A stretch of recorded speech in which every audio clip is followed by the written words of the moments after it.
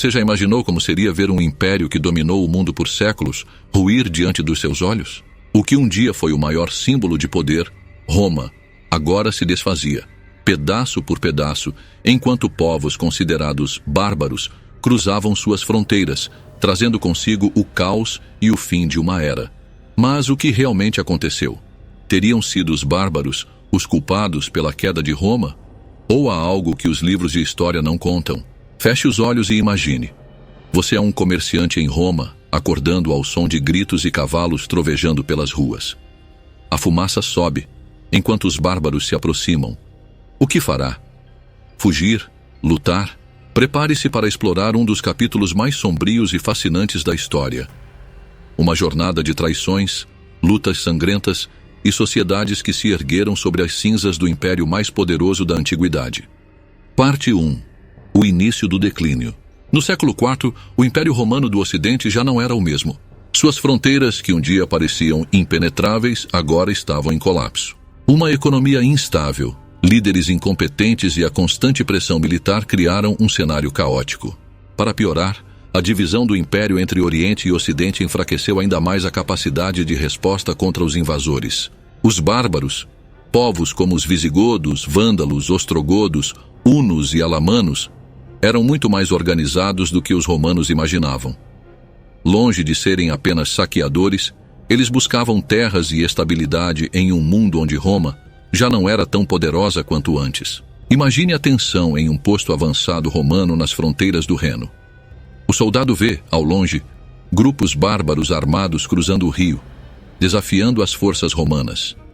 Era uma luta por sobrevivência para ambos os lados. Os romanos tentando manter seu império, e os bárbaros buscando um lugar no mundo. Os bárbaros também eram afetados por mudanças climáticas que tornaram suas terras menos habitáveis, empurrando-os para o sul. Você acha que os bárbaros estavam apenas tentando sobreviver, ou havia um desejo deliberado de destruir Roma? Comente. Parte 2. A invasão dos visigodos e o saque de Roma. A relação de Roma com os visigodos começou com uma aparente colaboração. Em 376 d.C., os visigodos buscaram refúgio dentro das fronteiras romanas, fugindo dos hunos.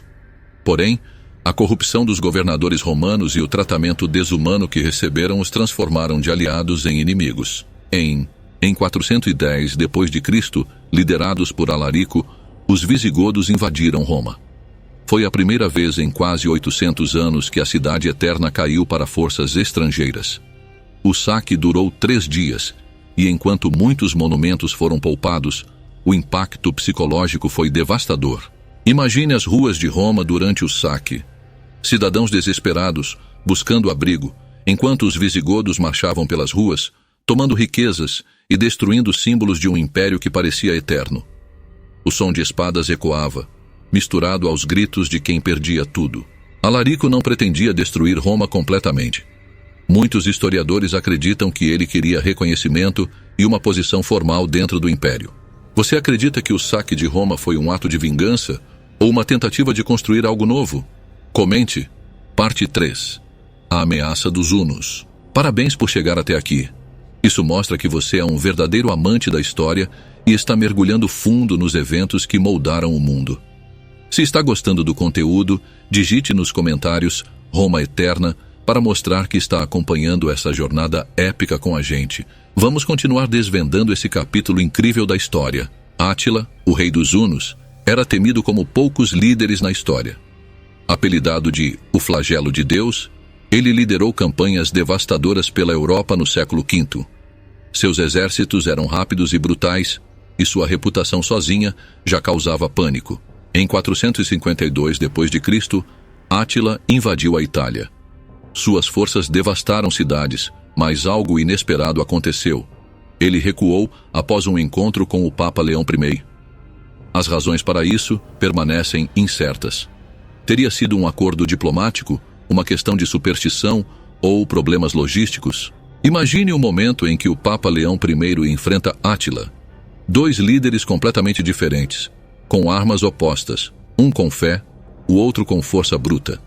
Foi um exemplo de como a diplomacia ainda podia prevalecer, mesmo em tempos de caos. A retirada de Átila fortaleceu o prestígio da Igreja, que emergia como uma força unificadora em meio à fragmentação do império. Você acha que foi a fé ou a diplomacia que salvou Roma desse ataque? Diga nos comentários. Parte 4. A vida do povo comum. Durante o declínio, enquanto os líderes romanos lutavam para manter o controle, a vida do cidadão comum continuava, embora em meio a dificuldades crescentes. Com a economia em ruínas, muitos artesãos e comerciantes lutavam para sobreviver. Os altos impostos tornavam a vida insustentável, enquanto o colapso das fronteiras deixava as comunidades vulneráveis a ataques. Imagine ser um comerciante romano. Para levar seus produtos ao mercado, você precisa atravessar territórios que agora estão sob o controle dos bárbaros. Cada viagem é um risco, e muitas vezes você volta com menos do que esperava. As famílias tentavam se adaptar ao caos, enquanto os soldados desertavam em busca de uma vida melhor. Mesmo em tempos difíceis, havia resiliência. Muitos romanos encontraram força na religião, que começava a desempenhar um papel central na sociedade. As comunidades locais passaram a criar redes de apoio entre si. Mercados clandestinos surgiram, onde produtos eram trocados sem a interferência de tributos imperiais. Banhos públicos, embora em menor escala, continuavam sendo centros de convivência e troca de informações. Para os mais pobres, a situação era ainda mais desesperadora. Muitos eram obrigados a trabalhar em condições quase escravas para os invasores ou para senhores de terras romanas que aproveitavam o caos para aumentar seu poder. Imagine que você é um padeiro romano.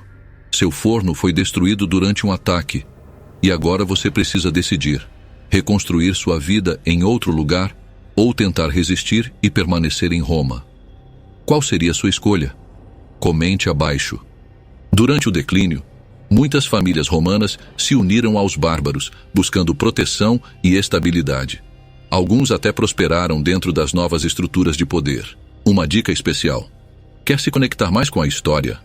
Confira nossa loja oficial Roman Life e traga um pedaço de Roma para a sua vida. Link na descrição.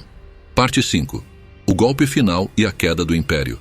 Em 476 d.C., o último imperador romano do Ocidente, Rômulo Augusto, foi deposto por Odoacro, um líder bárbaro que não tinha pretensões de se tornar um novo imperador. Em vez disso, Odoacro declarou lealdade ao imperador do Oriente, marcando simbolicamente o fim do Império Romano do Ocidente. Apesar de seu título pomposo, Rômulo Augusto era apenas um jovem sem poder real, colocado no trono como uma figura decorativa. Sua deposição foi pacífica, mas cheia de simbolismo.